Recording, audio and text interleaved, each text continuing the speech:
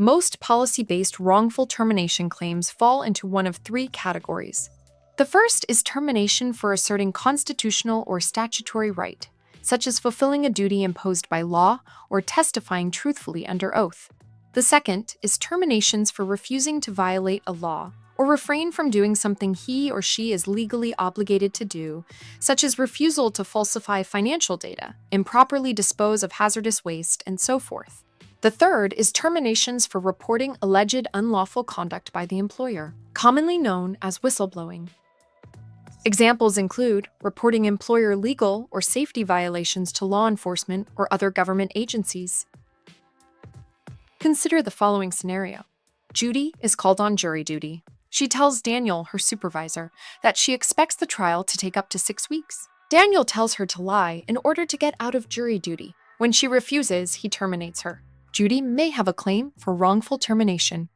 Judy has a legal obligation to perform jury duty if called upon. It would be a violation of public policy to terminate her because she refuses to lie in order to get out of jury duty. In fact, it would be illegal to merely tell Judy that she will be fired if she participates in jury duty of any length.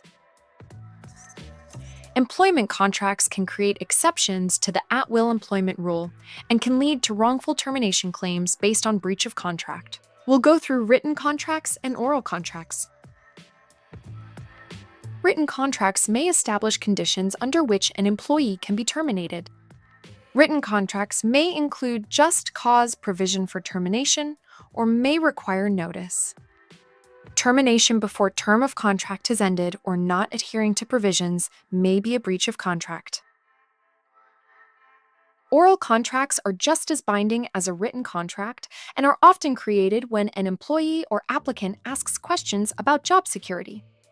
Oral contracts may be formed when 1. A verbal promise is made that employment will continue for a specific period of time. 2. Employment will be terminated only for certain reasons. 3. An employee will be entitled to a particular procedure before termination, or 4. A raise or promotion will be given. Implied contracts can create exceptions to at-will employment.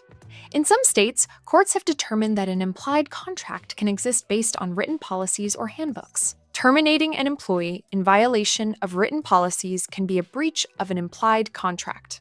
Some courts, like those in California, take a totality of circumstances approach. This common law principle says that employees may have implied-in-law contracts, meaning they can only be terminated for just cause if certain factors in combination are sufficient to establish an implied contract. Let's review some of the factors that can contribute to the establishing of an implied contract. 1. Long-term employment, i.e., more than 4 to 5 years. 2. Favorable performance reviews.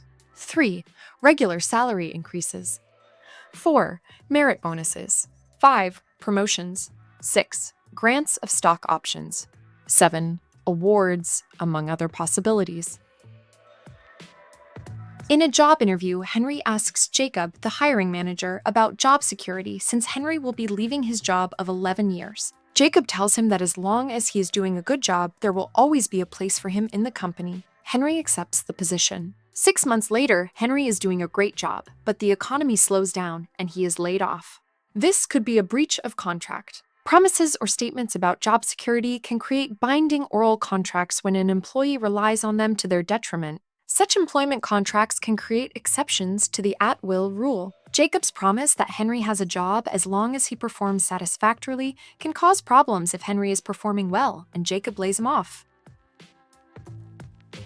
Consider the following scenario.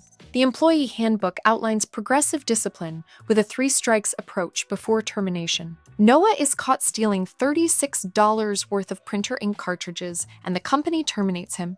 Noah may be able to claim breach of contract. If an employee handbook clearly promises the company will follow certain steps, a court may hold the company to those promises. In Noah's case, the progressive discipline policy assures him that he will not be terminated for a single strike if there is no exception stated for serious or blatant misconduct, such as theft. Terminating Noah in violation of the policy may constitute breach of an implied contract.